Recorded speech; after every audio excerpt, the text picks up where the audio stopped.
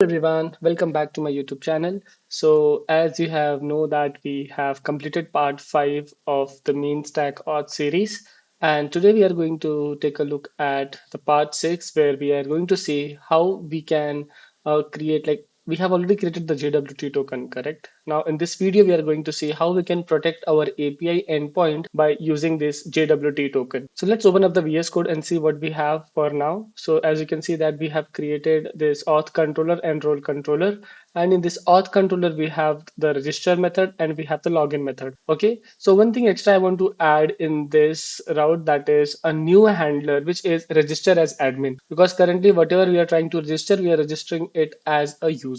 Okay, so to create an extra endpoint, what we will do, we will go in the route where we have this auth.js and we will create our new endpoint, and the name will be register as admin. So let's add your router dot, this is a post call again, and in that our endpoint will be slash register admin. Okay, and we will create our handler in the auth.controller.js. So to create the handler, what I'll do, I'll copy the existing code what I have here. So I'll just copy this existing code of a register and let me paste here, and this will change to register admin. Okay, all I need to do is I just need to make two changes. First thing is I want to create this as all because I don't want any filter, because I have only two roles in my database, which is user and admin. If I'm creating a admin, so he will have both the roles, user as well as admin. So that's why I need all the roles for this admin. So that's what I'm doing, this querying this in MongoDB. And also I want to add one extra property, which is admin,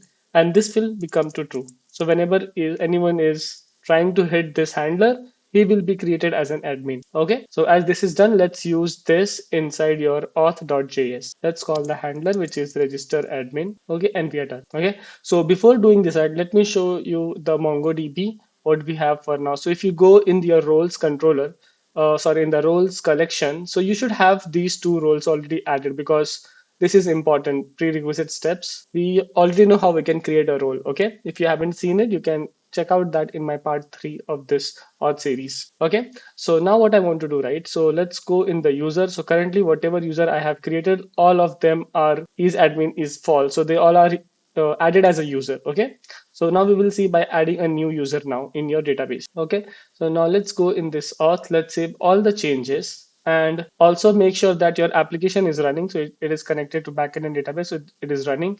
If you don't know how can you run this project, so you can go in package.json. We have a command added already in our previous part, which is nodemon space index.js. You just need to say npm run start. Okay, let's open up your postman and let me create a new user. So as you can see, I have already created the endpoint here. All I need to do is just change this names to some real user. Maybe I can change it to Mahesh. Okay, and the username will be Mahesh123, and let me change this email ID as well to mahesh@gmail.com, and password I'll keep the same 1234. Okay, and I'm hitting this endpoint which is register-admin. So once I click on send, I can see user registered successfully. Actually, this is because I haven't updated the message. Okay, that's the reason, but that guy has been added as admin for sure. Okay, this was the problem, so I can change it user to admin, and it will be okay. So just to confirm that if it is working or not, we can go in your MongoDB, refresh this. I can see one more data added is fifth one. So scroll down, you can see Mahesh saying, and he's added as an admin. Also, if you go in this roles property, you can see both the keys for user role and for admin role. Okay, so that's how we have added our new endpoint. So now let's go ahead and try to create a user controller where we can get all the list of users, and that list of users I have to protect. Okay, so before that I have to go and create new route, which is user.js. So let's go and create user.js, and inside this import. Okay, so import express, and now what we can do, we can just say your const router equals to express dot router. Okay, now we have to create the endpoint, so let's create the endpoint now. So the first endpoint what I want to create is get all users. Okay, so for that we will be using router dot get. Okay, and get with a slash. Okay, whenever I'm hitting this, so it will give me all the list of users. Again, we have to create the handler, so we will create handler here, and again for the another one we'll say again router dot get but this time with a specific ID. So we can say slash and then this ID. Okay, so this will be get by ID and this is get all. The first one is get all. So let's add a comment for that as well. This is my get all and this is get by ID. Okay, we still have to create the handlers. Okay, it's fine. So we will be creating that. So before creating the handler, we have to specify this route in your middleware.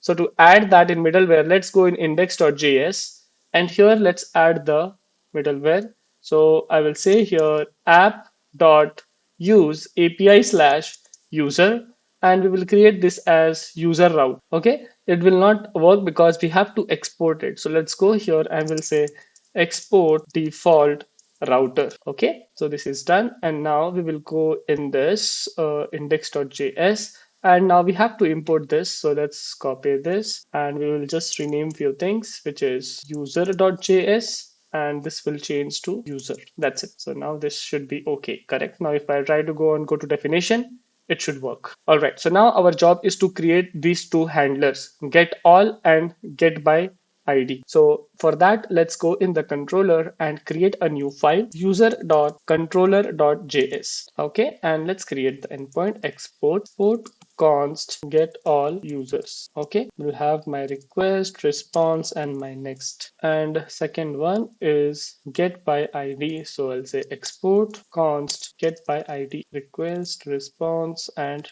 the next. Okay, let's import them in your user.js route. So this will be get all users. Also make sure to add this extension as .js or else it will crash. And for this one, we will say get by ID. That's it. And this is imported as well on the top. Let's save all the changes and this should be okay. Can you see it is connected to database and it is connected to backend, which means no error at all. Now we have to write our logic to get the to get all the users and get the users by ID. So to do that, let's go and do this first. So I will add the try catch block as always, and I will be using, so I want to throw this error. So we have already created. So for that, we have this util created, right? Whenever we want to throw error, which is create error method. So let's use this method to throw some good exceptions. So here we can say return next, and we can say create error, which is imported on the top. Make sure this is again, it should be error.js, not just error. And create error, we can add the status code, which is 500, and we can give a message internal server error. Okay, so this is added. Again, let's do it for this one as well. So that it will be easy for us to only focus on the logic. I can copy the same code and paste it here. Semicolon is always a good practice to add. So always add it. Now let's write the logic for get all. So to do that, what I will do, I will first create a const of users, and inside that I will use await because I want to query it from my MongoDB, which is an asynchronous operation. So I have to add async on the top, and whatever method I will call, that should be awaitable. So this is user, which is coming from this model. Okay, and this already have this extension .js. So user dot find. Okay, user dot find. If I just say find, it will take all the value which is present in the database. So I want to get all the values. So I say user.find and I want to return it to the user. So I'll say return next. And in that I will say create success.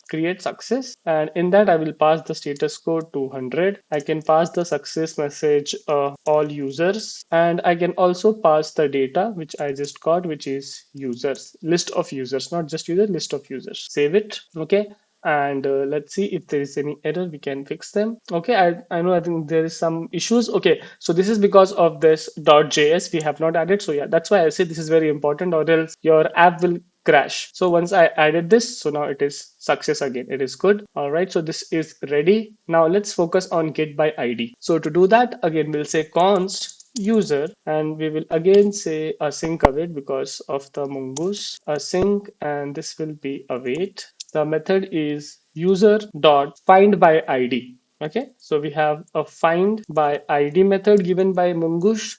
So let's use that, and we can say request dot params dot id. Okay, so this params is coming from where? This params dot id is coming from your route, correct? So if you go in the user.js, we have this id, right? That's why this is similar to this id.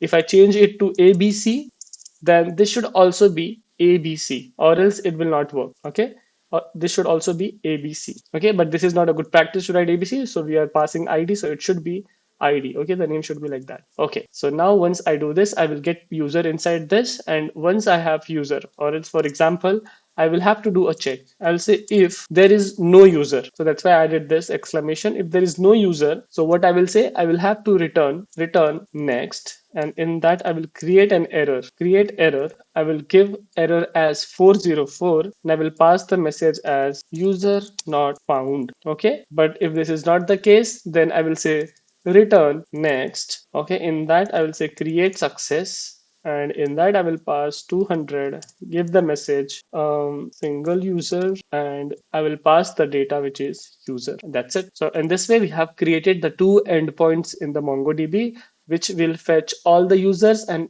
it will also fetch the users by ID. Okay, and now going forward we are going to protect these two routes. Okay, so that's why we have a JWT token created, correct? So that token will going to protect our these two routes. So first, before that, let's see if these routes are working or not. So I will go in my Postman and I will create a new request, and in that it is localhost API slash user. Okay, when I say API slash user, if I hit this, so can you see I'm getting a message, success is true, status 200, message is all users, and this is my data. So I have 1, 2, 3, 4, 5, 6, 7, like 6 records. So can you see I have recently added Mahesh as a admin, and he has this list of roles which is user and admin, and I can also see created at and updated at, so I can see all these records. But now for example I need a specific record, so what I will do, I'll use the same endpoint, and in that I will have to pass the ID. For example, I want to fetch Mahesh,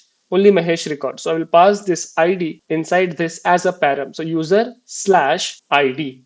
Okay, and if I click on send, can you see I'm only getting a single object now with a single user as a message, and the message is his name. Like your actual data is the user's data, okay, which is Mahesh, which I'm trying to fetch. Okay, so in this way we have created another two endpoint in Node.js. All right, so now it's time for us to protect these two endpoints. So this is what our today's topic was, right? So we will go and try to like add some protection to this endpoint.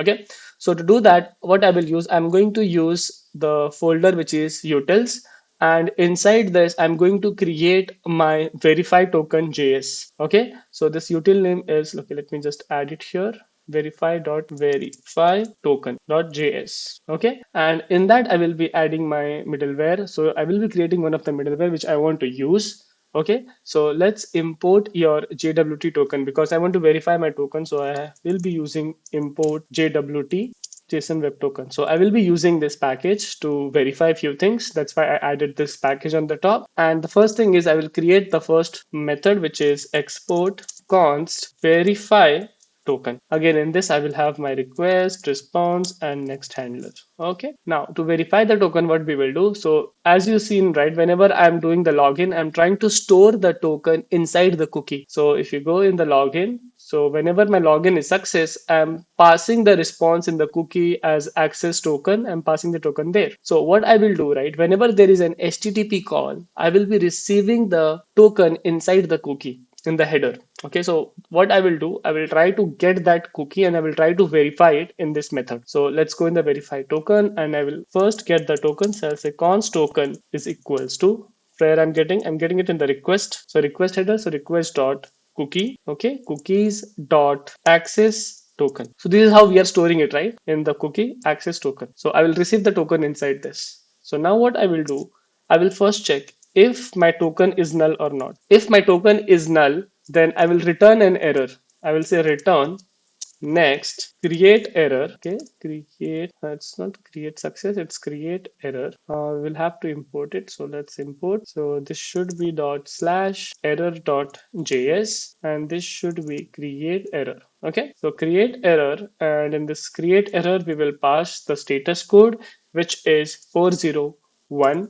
You are not authenticated. Okay, so you are not authenticated if there is no token, if the token is null. But if there is a token, so we have to verify. So for that, that's why I imported this package on the top, which is JWT. So I will add here JWT dot. So we have a method called as verify. Okay, so to verify the method, first we have to pass the token which we added from the top, and then we have to pass our secret key, which is stored in your environment variable. Okay, so we have to pass that. So I will add it like this. So we have this method process.env.jwt secret. So the spelling should be correct. Okay, so if there is any mistake, you can just copy paste. All right, and now what I will get after this, I will get my handler. So I will get my options there. So in that option handler, what I will add, I will check for error, or else I will get the user. If there is any error, so I will get that in this error, or if there is success, then I will get the user response inside this, like the payload data inside this. Okay, and now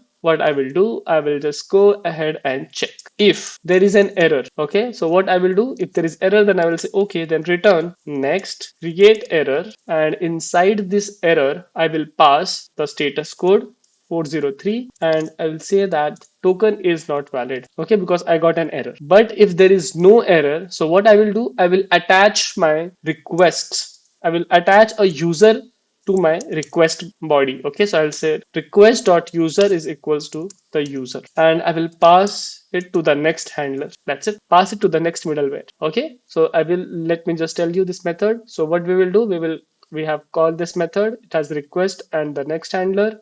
Response, we are not using it. So first I will take the access token in this token. If there is no token, I will return that you are not authenticated. If there is a token, then I will verify the token. So once I verify, either I can get error or I can get the payload. Okay, so if I get error, so I will check. If there is an error, I will say yes, that you are not a valid token because there is an error. But if there is no error, though, it will come in the else block. Okay, okay, if you have confusion, this is what I'm trying to do. This is an if else block. Okay, I'm trying to use a shorthand method, that's why. So if there is error, so I can use it inside this block. If there is no error, then I can use it. I can just say that, hey, there is no error, and you can pass the payload inside this request. Okay, and I have said that if everything is good, then just pass into the next middleware by calling this next. That's it. Okay, and now based on this method, I can do two more things. Okay, so let me tell you that method. So I can check for users as well. So I can say export const. Okay, I will say verify user, and in this I will have request comma response comma next. Okay, and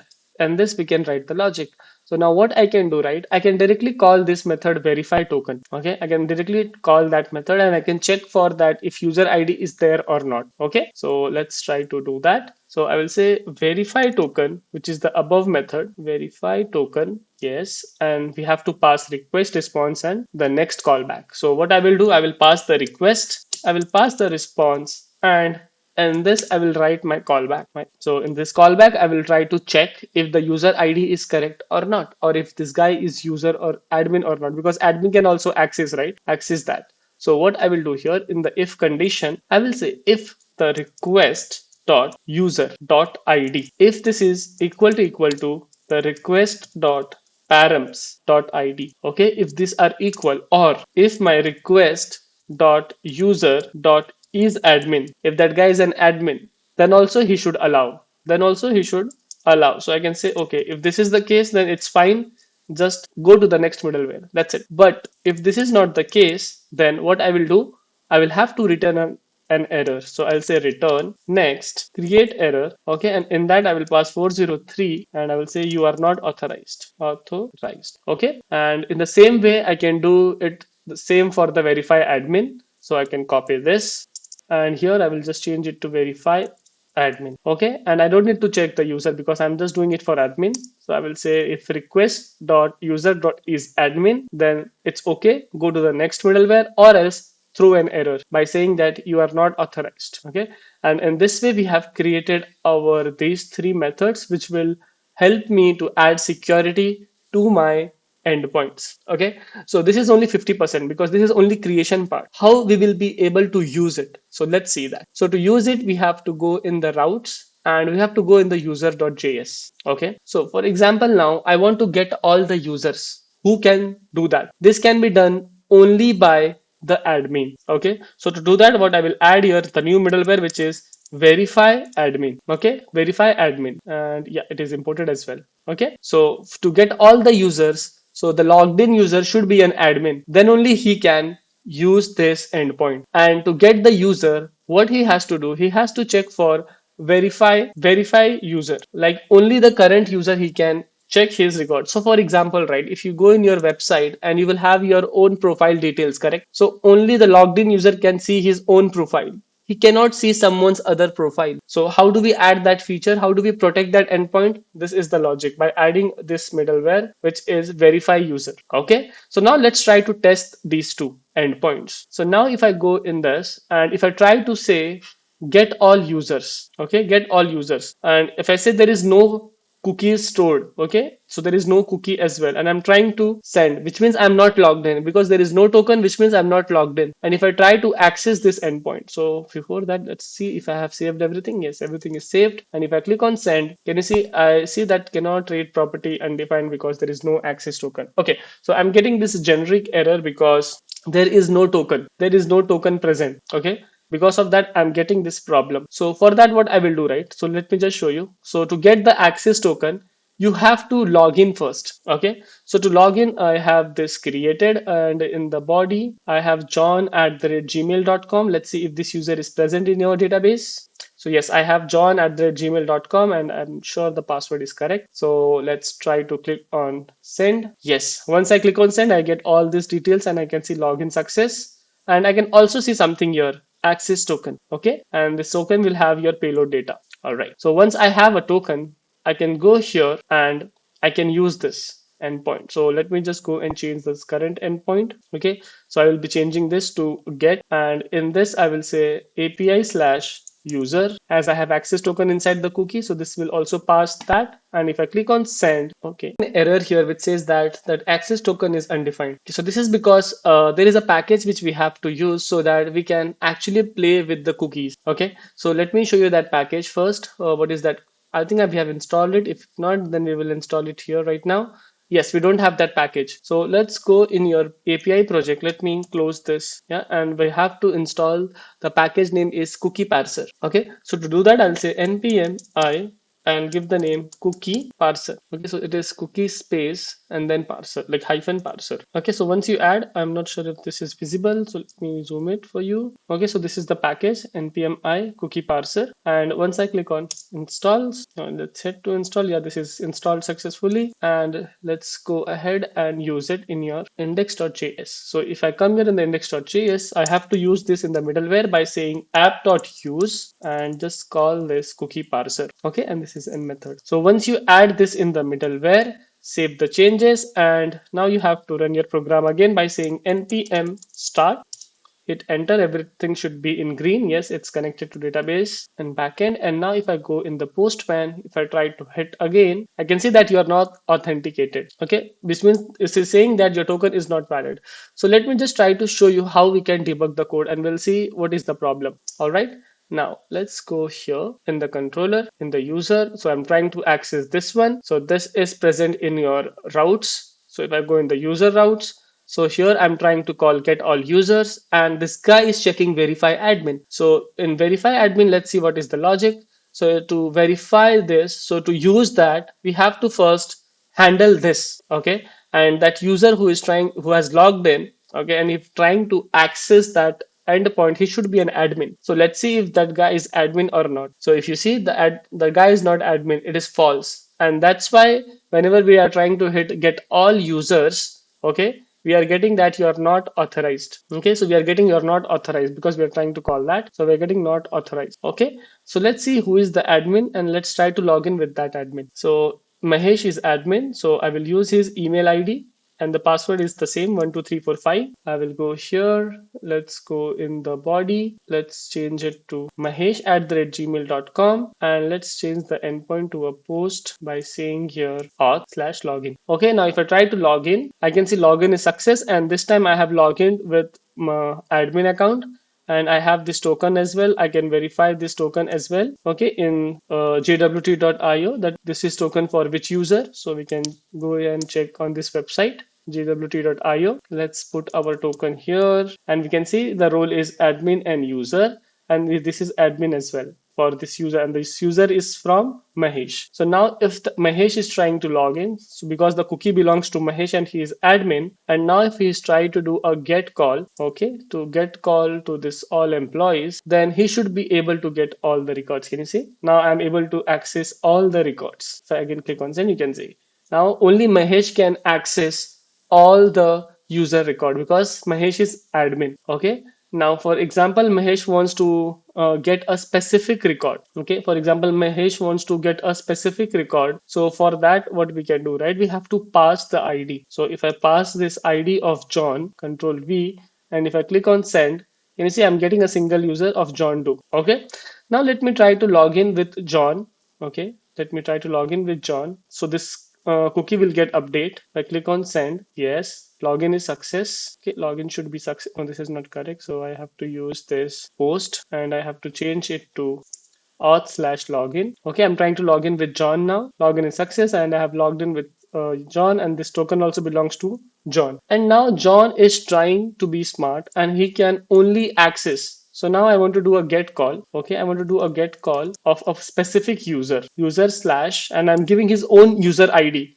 And if I try to click on send, can you see I'm able to use it because this ID belongs to John itself. But if John is trying to access someone else's record, for example, let me use this ID from Jessica. So let me use this, I copy this ID from the database and let me paste it here. So suppose now John is trying to be smart and he's trying to access the user ID which doesn't belongs to him.